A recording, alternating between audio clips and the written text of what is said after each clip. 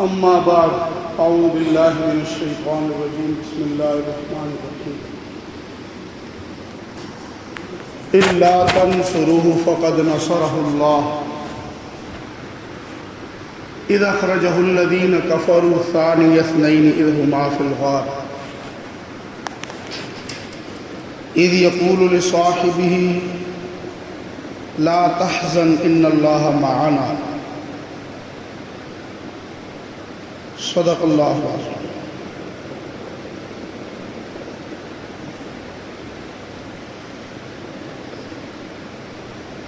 بزرگوں اور بھائیوں،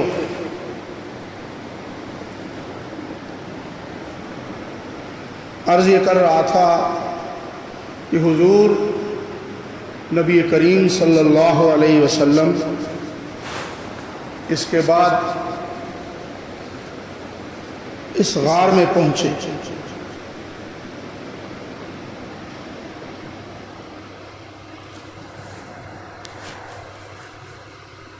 آپ یہ دیکھیں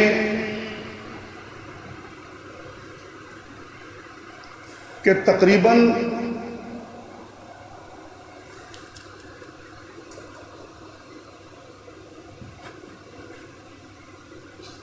15 یا 20 نئی تلواریں ہیں اور ننگی تلواریں ہیں، اور نوجوان وہ بھی خوب طاقتور اور تگڑے 15 یا 20 قبیلوں کے نوجوان چن کر کھڑے کیے ہوئے، اور ایک اکیلی جان جناب رسول اللہ صلی اللہ علیہ وسلم، اور وہ نئی تلواریں اس سے پہلے استعمال بھی کی ہوئی چمکتی ہوئی تلواریں انتظار کر رہی ہیں کہ وہ نکلیں، تو معاذ اللہ ثم معاذ اللہ حضرت محمد صلی اللہ علیہ وسلم کے جسم کے ٹکڑے کر دیں۔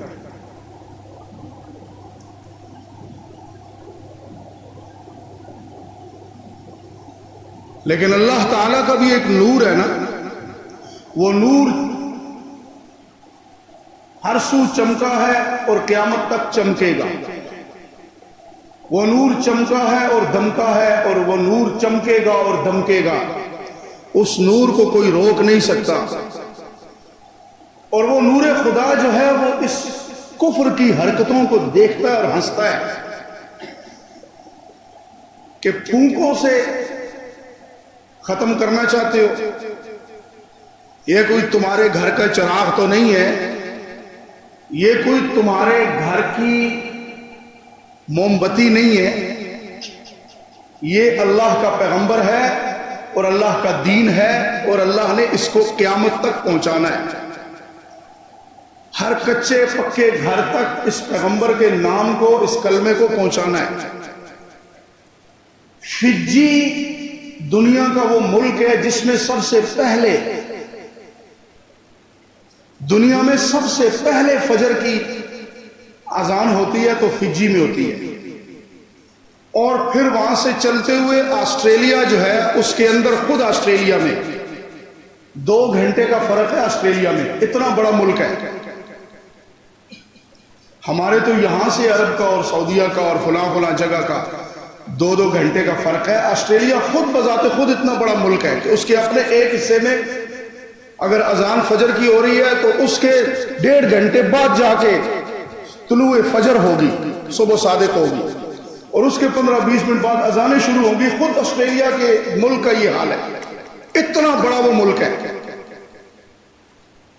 تو ادھر سے فجی ختم ہوتی ہیں اذانیں، تو پھر دوسرے تیسرے، پھر آسٹریلیا، پھر وہ کرتے کرتے کہاں سے ہوتے ہوتے پھر یہ ہندوستان میں، اور پھر اس کا بھی ہمارے ہاں آدھے گھنٹے کا فرق ہے۔ یہ فجر کی اذانیں ہو رہی ہیں، اور پھر یہاں سے چلتے چلتے یہ فجر کی اذان، پھر دبئی کا فرق ہے، پھر سعودی عرب کا فرق ہے، پھر اس طرح کرتے کرتے کہاں سے کہاں یہ پہنچتی ہے بات، اور پھر فجی میں جا کے یہ معاملہ ختم ہوتا ہے، تو ادھر سے فجی سے ظہر کی اذان پھر شروع ہو جاتی ہے۔ دنیا میں کوئی ایسا لمحہ نہیں ہے کہ جس لمحے میں اذان نہ ہو رہی ہو، کوئی ایسا لمحہ نہیں ہے، اور دنیا میں کوئی ایسا لمحہ نہیں ہے جہاں اللہ اکبر ہو رہا ہو اور وہاں اشہد ان محمد رسول اللہ نہ ہو رہا ہو۔ اس لیے اللہ نے فرمایا وَرَفَعْنَا لَكَ ذِكْرَكَ، اے میرے پیغمبر میں نے آپ کے ذکر کو اتنا بلند کر دیا، دنیا کے جس خطے، جس کونے میں، جس گلی میں، جس کوچے میں، جس پتے پہ، جس ذرے پہ، جس قریہ اور بستی میں، جس شہر میں، جس دیہات میں، پانی کے جن تہوں میں، فضاؤں میں، آسمانوں پہ، جس جس جگہ پر اے میرے پیغمبر میرا نام ہوگا وہاں میرے محبوب تیرا نام بھی ہوگا۔ اور یہ کھڑے ہیں تلواریں لے کر اس چراغ کو بجھانے کے لیے، اور اللہ کا نور ہنس رہا ہے کہ وہ پگلو ابھی تو تم نے فجی کو سوچا بھی نہیں ہے، ابھی تو تم نے فجر کی اذان ختم ہوگی وہاں میرے نام کے بعد میرے پیغمبر کا بھی نام ہوگا، تو ظہر کی شروع ہو جائے گی، پھر عصر، پھر مغرب، پھر عشاء، اور پھر اسی طریقے سے یہ سلسلہ میں چلاتا رہوں گا، اور یہ کام قیامت تک رہے گا، اور قیامت تک جس جس جگہ پہ، جس گلی میں، جس مسجد میں مؤذن کہتا رہے گا اشہد ان لا الہ الا اللہ، وہاں جس کے بارے میں تم جس کے خلاف ننگی تلواریں لے کے کھڑے ہو، اس جگہ پہ اشہد اللہ کے ساتھ اشہد ان محمد رسول اللہ بھی ہو۔ تم مٹا رہے ہو اس کو،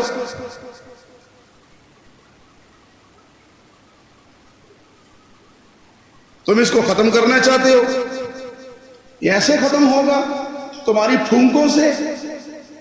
تو اللہ نے فرمایا کہ ایسا نہ کرو، یہ تلواریں لے کر تم نے ذلیل ہونا ہے، شرمندہ ہونا ہے، یہ نور خدا ہے اور اس نے چمکنا ہے۔ اس لیے کہا کہ نور خدا کفر کی حرکتوں پہ ہے ہنس رہا، نور خدا کفر کی حرکتوں پہ ہے ہنس رہا، جسے فارسی میں خندہ زن کہتے ہیں۔ نور خدا کفر کی حرکتوں پہ ہے ہنس رہا۔ کیا کر رہے ہو؟ تو یہ نور خدا کفر کی حرکتوں پہ خندہ زن ہے، تم پھونکوں سے اس چراغ کو بجھا دو گے؟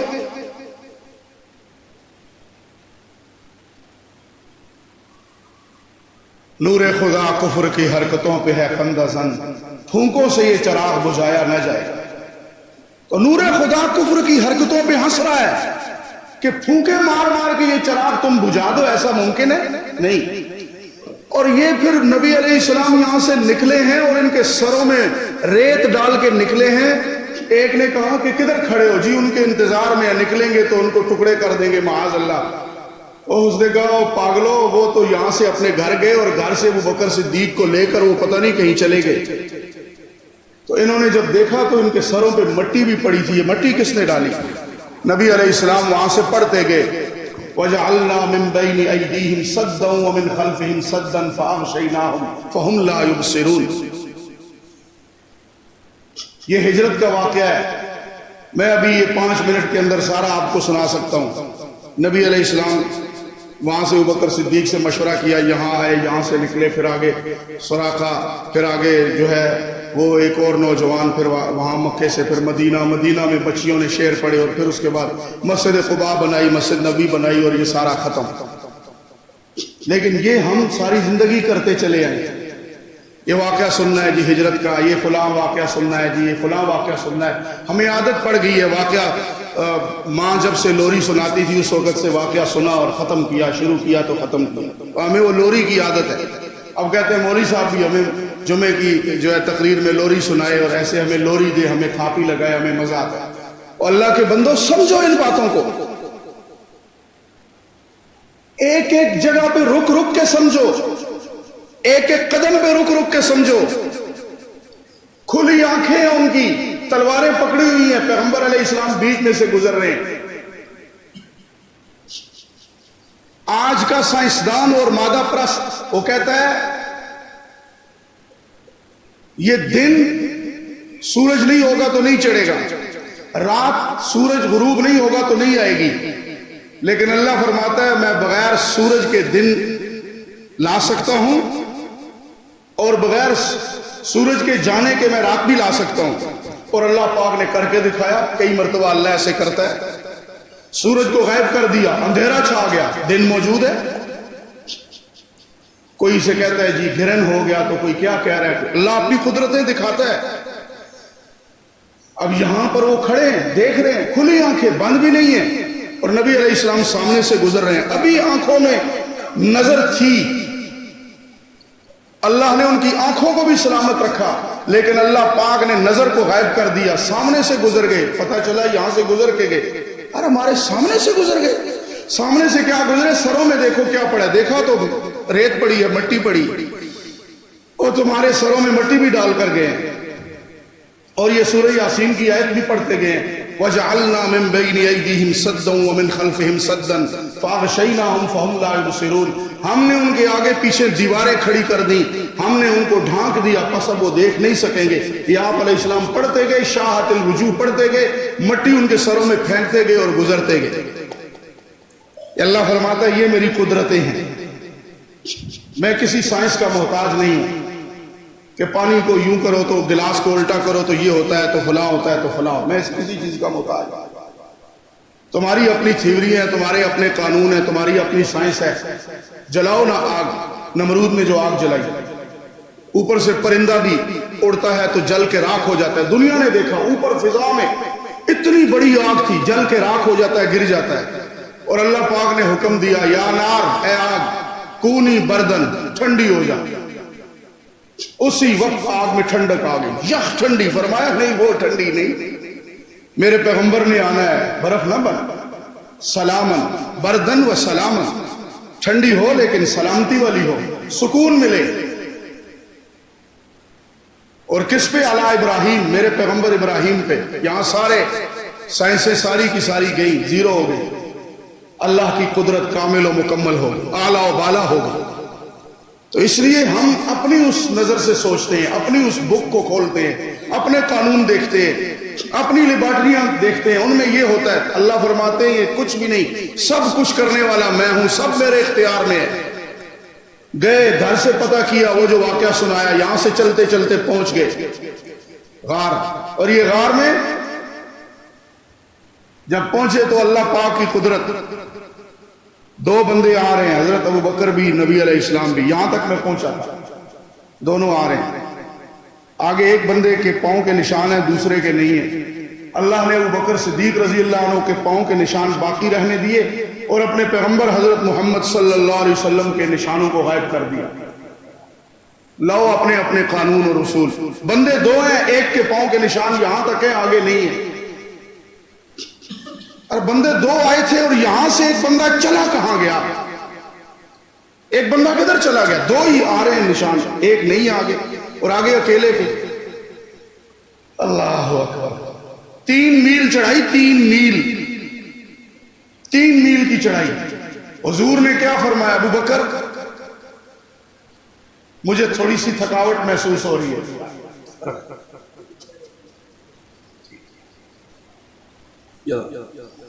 3 میل کی چڑھائی ہے. حضرت علی رضی اللہ تعالیٰ عنہ نے کیا کہا نبی علیہ السلام کو ایک موقع پر, اے اللہ کے رسول علیہ السلام, میں آپ کو اپنے کندھے پہ اٹھاتا ہوں. جو ہی کندھے پہ اٹھایا تو گر گئے. آپ نے فرمایا, علی یہ ابو بکر کا ہی کندھا تھا جس نے مجھے اٹھا کر 3 میل کی چڑھائی کو عبور کیا تھا.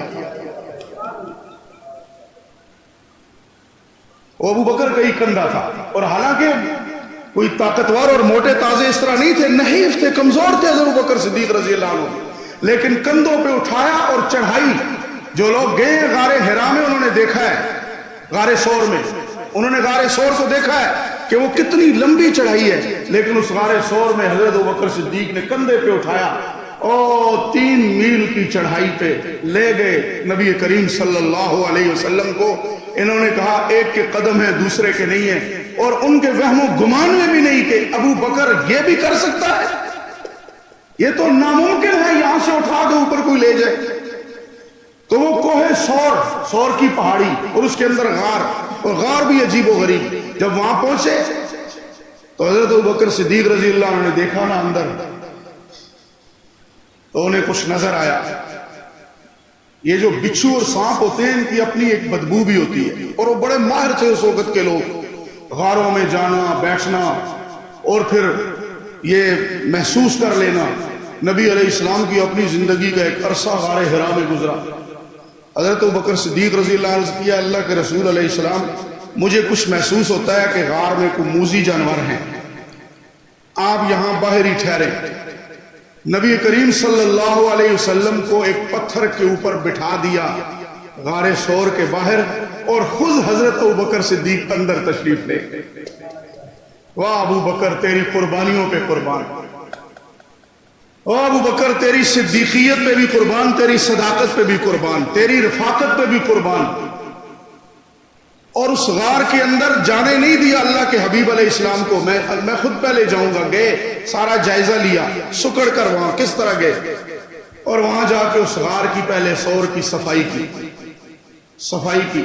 دیکھا کہ سوراخ ہیں تو چادر تھی پاس، اپنی چادر کو پھاڑ دیا. یہ ہے قربانی، اسے کہتے ہیں قربانی. چادر کو پھاڑا، چادر کو پھاڑ کے اس کے ٹکڑے کر کے سوراخوں میں دے دیے. دیکھا کہ ایک سوراخ باقی ہے، باہر تشریف لائیں. عرض کرنے لگے آپ اندر تشریف لیں. آپ اندر گئے، بیٹھ گئے. بیٹھے تھوڑی دیر کے بعد آپ نے فرمایا ابو بکر کچھ تھکاوٹ محسوس ہو رہی ہے، میرا جی چاہتا ہے میں کچھ سو لوں،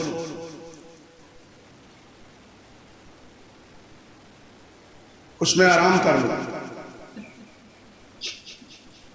تو عرض کیا اللہ کے رسول علیہ السلام یہاں آرام کرنے کے لیے میرے پاس کوئی تکیہ نہیں ہے، ہاں میں اپنا گھٹنا آگے کرتا ہوں، آپ اس کے اوپر سر رکھ کے سو جائیں. پاؤں لمبا کیا اور اس کے اوپر نبی علیہ السلام کو ایسے لٹا دیا، اور آپ علیہ السلام سو گئے. اور اسی طرف اس سوراخ پہ نظر پڑی، کپڑا نہیں تھا تو اس کے اوپر اپنی ایڑی رکھ دی. پاؤں کی ایڑی جسے آپ پنجابی میں کھری کہتے ہیں، ایڑی رکھ دی پاؤں کی. اب وہ سانپ جو ہے نہ جانے وہ کس کس سوراخ سے نکلا ہوگا. ایک بندے نے یہاں جھوٹ بیان کیا کہ جی سانپ بھی دیدار کے لیے آیا. دیدار کے لیے اگر آ رہا تھا تو وہ سانپ کبھی ابو بکر صدیق کی ایڑی پہ ڈنگ نہ مارتا، کھچلی کرتا. اگر اسے اتنی عقل تھی دیدار کی تو اس لیے گھڑنتو واقعات نہ سنا کرے نہ آگے بیان کیا کرے. جو آپ کے فیس بک پہ آئے سانپ جس دیدار کے لیے آیا تھا، ابو بکر نے روکا تو ڈنگ مار دیا. رواہو، اس کو روایت کس نے کیا؟ رواہ الکذابون دجالون، دنیا جان کے جھوٹے اور دجال، انہوں نے اس کو روایت کیا. اور آپ نے بھی آگے شیئر کر دیا. نہ آؤ دیکھا نہ تاؤ. آیتوں کو بھی غور سے پڑھا کرو. آج کل آیتوں میں بھی زبریں زیریں اپنی آ رہی ہیں بنائی ہوئی. بہت پرویزی اور احمدی اور یہ منکر حدیث اور قادیانی یہ بڑی کوشش کر رہے ہیں. آپ ایک دم سے حدیث اور آیت ہے آگے کر دیں. خیال کیا کریں، دینی مسائل ہوں علماء سے پوچھ کے آگے بھیجیں. آپ کے اپنے کوئی لطیفے وغیرہ ہو تو آگے پیچھے کر دیں. اس لیے بڑی احتیاط ہے اس سے. ہائے ہائے، اس نے ڈنگ جو مارا سانپ نے اسی ایڑی پہ، تو اتنی سخت تکلیف ہوئی، اتنی سخت تکلیف ہوئی کہ وہ پاؤں سے تکلیف ہوتے ہوتے پورے بدن پہ آئی. تو حضرت ابو بکر صدیق رضی اللہ تعالیٰ عنہ نے سوچا کہ اگر میں اس پاؤں کو حرکت دیتا ہوں تو اللہ کے رسول علیہ السلام کی آنکھ کھل جائے گی. تو اب کیا ہوا؟ اس شدت درد تکلیف کی وجہ سے حضرت ابو بکر صدیق رضی اللہ عنہ رو پڑے. وہ کتنی تکلیف ہوئی ہوگی. 3 میل کندھے پہ اٹھا کے لا رہے ہیں تو اف تک نہیں کیا. وہ کتنی بڑی قربانی ہے. لیکن اس نے اگر اس سے زہر سے، وہ کیسا زہریلا سانپ تھا، کتنی تکلیف تھی کہ رو پڑے، اور اس قدر روئے کہ آنکھوں سے آنسو بہ پڑے. لیکن میں حیران ہوتا ہوں ابو بکر صدیق کے ان آنسوؤں پہ کہ ادھر گود میں پیغمبر علیہ السلام کا سر ہے اور یوں رو رہے ہیں، اور آپ کی ابو بکر صدیق کی آنکھوں سے آنسو نکلے، چہرے سے گزرتے ہوئے نبی علیہ السلام کے چہرے مبارک پہ گرے. کتنا خوش نصیب آنسو ہے یہ आंसू का कतरा कितना खुश नसीब है। मैं कहता हूं पूरी जन्नत एक तरफ, अबू बकर सिद्दीक की आंख से निकलने वाला वो आंसू जो नबी अलैहिस्सलाम के चेहरे पे गिरा था एक तरफ, कीमत अदा नहीं हो सकती। वो इतना काबिल कदर आंसू था, वो इतना काबिल कदर कतरा था। वो जब महसूस हुआ नबी अलैहिस्सलाम को, तो आप अलैहिस्सलाम ने देखा, आपने फरमाया, ऊपर देखा तो अबू बकर की आंखें तो भरी हुई हैं आंसुओं से। फरमाया अबू बकर रो रहे हैं? बाज़ों ने लिखा है कि ख्याल आया कि मैं यहां ना आता, ये इतनी तकलीफ बर्दाश्त की, ये वो। बाज़ों ने ये लिखा है कि नबी अलैहिस्सलाम के दिल में ये बात आई होगी बतकाज़ा बशरियत। क्यों? अगर ये ना होती तो फिर आप पूछते नहीं। आपने फरमाया अबू बकर खैर हो, क्यों रो रहे हो? तो वही है, एड़ी उधर ही रखी हुई है। तो अर्ज किया अल्लाह के रसूल अलैहिस्सलाम किसी चीज ने काट लिया है और इतना सख्त काटा है कि मेरे बदन सारे में तकलीफ हो रही है और जहर फैल गया है। तो आप अलैहिस्सलाम ने फरमाया अबू बकर पांव उठा लो। पांव उठाया, ने फरमाया किधर काटा? दिखाया ये एड़ी पे। तो आप अलैहिस्सलाम ने अपना थूक मुबारक, जिस थूक को लुआब कहते हैं, लुआब दहन मुंह को कहते हैं, मुंह आपने सुना होगा लुआब दहन। आप सोचते होंगे ये लुआब दहन क्या? लुआब थूक और दहन मुंह मुबारक। नबी अलैहिस्सलाम ने अपना लुआब मुबारक, अपने दहन मुबारक से लुआब दहन मुबारक यूं आपने लिया और वो हजरत अबू बकर सिद्दीक रजी अल्लाह अन्हु की एड़ी पे यूं आपने अपनी खुद अपने दस्ते मुबारक से दाएं हाथ से शहादत की उंगली से, वह अबू बकर तेरा चेहरा, तेरे आंसू कितने मुबारक हैं। अबू बकर तेरे सर को छोड़ो, तेरे बालों को छोड़ो, तेरे चेहरे को छोड़ो, तेरे पांव की वो एड़ी कितनी बाबरकत और मुबारक है कि जिस एड़ी पे हुजूर अपना थूक अपने दाएं हाथ की शहादत की उंगली से खुद लगा रहे हैं। कितना काबिल कदर है अबू बकर सिद्दीक, कितना मुबारक है अबू बकर सिद्दीक। अल्लाह ताला मस्जिद नबवी के उस हुजरे में जहां वो नबी अलैहिस्सलाम के साथ आज भी हैं, गार में ही नहीं थे मजार में भी हैं, गार में नहीं थे मजार में भी हैं। और आपने फरमाया क़यामत के दिन अल्लाह का गुस्सा ठंडा होगा मेरे अबू बकर को देखकर, और फरमाया ए दुनिया वालों, मैंने सबके कर्जे अदा कर दिए, उमर के, उस्मान के, सबके कर्जे अदा कर दिए। मेरी उम्मत का वाहिद एक शख्स है इस्लाम पे उसका इतना कर्जा है कि मैं अदा नहीं कर सकता। अबू बकर का कर्जा क़यामत के दिन सिर्फ अल्लाह ही अदा करेगा। ये थोड़े कर्जे हैं यहां से उठा के एड़ी पे ढंक का, उसका जो है ढंग का असर और वो सांप का जहर बर्दाश्त करना। आपने अपने हाथ मुबारक से यूं शहादत की उंगली से वो ऐसे अपना लुआब दहन मुबारक ऐसे लगाया। अबू बकर सिद्दीक फरमाते हैं, वाकया बयान किया कि उसके बाद मेरी हालत ये हुई, मुझे यूं महसूस हुआ जैसे मेरे जिस्म से कोई चीज निकल के खारिज हो रही है। और हजरत अबू बकर सिद्दीक रजी अल्लाह अन्हु ने अपनी जिंदगी के एक मौके पे फरमाया, मुझे उस दिन से लेकर आज मेरी जिंदगी का अरसा गुजर चुका है, उसके बाद आज तक मुझे अपने पांव के अंदर एड़ी में वो दर्द महसूस नहीं हुआ।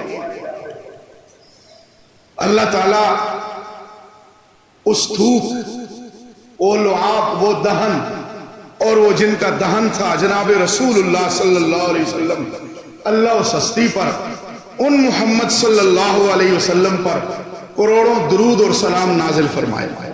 उस हस्ती का आलम क्या होगा, उन रसूलुल्लाह का आलम क्या होगा जिनके लुआब दहन का आलम यह है कि दुनिया के मरम और इंजेक्शन और जितने भी आपके दर्द दूर करने वाले टीके और ये सारे उसके सामने हेज हैं, उस लुआब दहन के सामने। अल्लाह हमें अपने हबीब की कदर नसीब फरमा दे। हमने कदर नहीं की। और अबू बकर सिद्दीक रजी अल्लाह अन्हु, आज कहने वाले क्या कुछ कहते हैं, लेकिन उसमें अर्ज किया था हमारी बहुत बड़ी गलतियां, बहुत बड़ी गलतियां। यहां इस जगह पे खत्म करता हूं क्योंकि ये कुर्बानियों वाली जगह है, ये गारे सौर। हम कहते हैं दीन यूं ही आ जाए, نام لیتا ہوں، کوئی لیتا ہے جی مولانا فضل الرحمان صاحب، انہیں نہیں چھوڑو اس کو، وہ ایسے ہے۔ اچھا جی مولانا فلاں صاحب، نہیں وہ بھی چھوڑو۔ یار دنیا میں کسی مولوی کو تو مانتا بھی ہے، فلاں مولانا صاحب، اور نہیں اس کو بھی چھوڑو۔ اچھا پھر کون ہے؟ نہیں سب سے بڑا مولا میں ہوں۔ ہماری حالت آج یہ ہے، چلو جی ایک غلط، دوسرا غلط، تیسرا، کسی عالم کا تو نام لے میں جس کا پیروکار ہوں۔ کوئی عالم ہمارے سامنے آج کچھ حیثیت نہیں رکھتا، اور یہ قربانیاں دے کے بیٹھے ہوئے ہیں یہاں ابو بکر صدیق، اور بتا دیا قربانیاں جب تک نہیں دو گے دین نہیں آئے گا۔ نبی علیہ السلام نے صرف اتنا کہا، ابو بکر اب دل کرتا ہے کہ میں کسی کنواری لڑکی سے شادی کر لوں۔ کیوں؟ اب جتنی بھی تھی طلاق والی اور بیوہ تھی۔ کیا مقصد تھا؟ مورخین، مفسرین، محدثین نے لکھا ہے یہ نہ ہو کہ امت میں کوئی شخص کسی کنواری لڑکی سے شادی ہی نہ کرے، کہ ہمارے نبی نے کی ہی نہیں ہے، سب طلاق والی تھی، سب بیوہ تھی۔ اور نبی علیہ السلام کی پہلی شادی حضرت خدیجہ رضی اللہ عنہ سے لے کر آخری بیوی تک سب بیویوں کو دیکھ لو، تاریخ کا مطالعہ کرو، کیوں اتنی شادیاں کی؟ ہر ایک کے بارے میں اتنی بڑی حکمت ہے، فلاں فلاں قبیلے کی، فلاں فلاں قبیلے کی، فلاں جس جس جگہ سے آپ نے نکاح کیا وہاں اللہ پاک نے ہزاروں مسلمان پیدا فرما دیے، پورا علاقہ مسلمان ہو گیا، یہ خاندان مسلمان ہو گیا، یہ خاندان۔ کیوں؟ اس لیے کہ وہ صرف نبی ہی نہیں ہے، وہ ہمارے رشتہ دار بھی بن گئے، ہمارے قبیلے والے بھی بن گئے، اللہ نے اسلام کو پھیلا دیا۔ یہ سب حکمتوں سے بھری ہوئی زندگی ہے۔ آج ہم غلط نگاہ سے دیکھتے ہیں، ہمارا ایمان تباہ ہو جاتا ہے۔ اور یہ ابو بکر صدیق نے سنا تو ایک دم عرض کیا، اے اللہ کے رسول علیہ السلام، اگر آپ کی یہ خواہش ہے تو میری بیٹی عائشہ حاضر ہے، میرے جیسا خوش قسمت کون ہوگا، میرے جیسا خوش قسمت کون ہوگا۔ اور پھر اس کی تائید تو ہو چکی تھی آسمانوں سے، اللہ نے تصویر بھی دکھا دی تھی حضرت عائشہ رضی اللہ عنہ۔ تو یہ قربانی ہے، اپنی بیٹی دے دی، اور جس وقت یہاں سے نکلے ہیں سب کچھ لے کے نکلے ہیں۔ پیچھے ان کے والد حضرت ابو بکر صدیق رضی اللہ عنہ، یار اس ابو بکر کو کیا ہوا، سارا کچھ لے گیا۔ اسماء رضی اللہ عنہ، انہوں نے کنکریاں اکٹھی کی ایک تھیلے کے اندر، کہا دادا جان ابو قحافہ کچھ بھی نہیں لے گئے، سارا کچھ پڑا ہے، وہ پیسے کہاں ہیں؟ نابینے تھے تو انہوں نے پکڑ کے ہاتھ لایا، یہ دیکھیں، تو انہوں نے ہاتھ مارا، ہاں یہ تو ساری اشرفیاں ادھر ہی پڑی ہیں۔ تو دادا جان میں اس لیے تو کہہ رہی تھی، بس ٹھیک ہے اب بے شک ابو بکر جائے۔ یہ ہجرت کے واقعے میں سب کچھ لے کر گئے، مال بھی لٹایا اور جان اپنی لے کے گئے۔ اللہ نے بتا دیا، اے مسلمانوں دیکھ لو، اپنی جان بھی لے کر آئے ہیں، اپنا مال بھی لے کر آئے ہیں، اپنا گھر بھی لٹا دیا، سب کچھ دین کے لیے لٹا دیا، اپنی بیٹی بھی پیش کر دی اور اپنا وقت بھی لے کر آئے ہیں۔ یہ جان، مال اور وقت، ان تینوں کی قربانی دو گے تو دین آئے گا، ورنہ دین نہیں آئے گا۔ آج ہم کہتے ہیں نہیں ہمارا کچھ نہ لگے اور دین آ جائے، ایسے نہیں۔ اس لیے یہاں سے آگے چلوں گا، اللہ ہمیں کم از کم اپنے الفاظ کی درستگی کی توفیق عطا فرمائے۔ جی یہ ہم بڑے صحابہ کے عاشق ہیں، بڑے صحابہ کے عاشق ہیں۔ میرے پاس ایک نمازی آیا، کہتا ہے جی وہ عمر جو تھا، عمر، میں نے کہا صاحب کے کون سا عمر، کوئی ریڑھی والا؟ نہیں وہ عمر جو خلیفہ ثانی۔ میں نے کہا حضرت عمر رضی اللہ تعالیٰ عنہ۔ کیا کہہ رہے ہیں آپ؟ مسلمان آیا میرے پاس یہاں، وہ عمر۔ میں نے کہا کیا ہوا؟ وہ تو بدعتی تھا۔ کہتا جی وہ تو بدعتی تھا۔ استغفر اللہ معاذ اللہ۔ کیوں جی؟ یہ تراویح جو ہے 20 اسی نے کی تھی ایجاد، تو 20 نہ پڑھنے والوں نہ پڑھو، 8 پڑھتے ہو 8 بھی نہ پڑھو، 1 بھی نہ پڑھو تراویح۔ عمر کو گالیاں تو نہ دو، حضرت عمر رضی اللہ عنہ کو برا بلا تو نہ دو، کہتے ہو ہم صحابہ والے ہیں، اس نے بڑی گالیاں دی محرم میں، ہم چھوڑتے؟ جی معاویہ نے اپنے بیٹے کو، جاؤ مغیرہ ابن شعبہ رضی اللہ عنہ کی قبر پہ بیٹھ جاؤ، کیوں مجبور کیا تھا حضرت معاویہ رضی اللہ عنہ کو یزید کی بیعت کے اوپر؟ ان کو کہو، حضرت معاویہ کو نہ کہو، بیٹھ کے اے معاویہ جب تک بیعت نہیں لیں گے میں چھوڑوں گا نہیں آپ کو، بیعت لیں اپنے بیٹے کے حق میں۔ ہم چڑھ جاتے ہیں کبھی حضرت معاویہ کے، کبھی حضرت عمر کو، کبھی کسی کو، کبھی کسی کو۔ انہوں نے قربانیاں دی، اپنا سب کچھ قربان کیا۔ اللہ تعالی ہمیں ان صحابہ کی عظمت، دلوں میں بٹھانے کی، ان کی ساتھ محبت کرنے کی، ان کے لیے دعائے رحمت کرنے کی اللہ ہمیں توفیق عطا فرمائے۔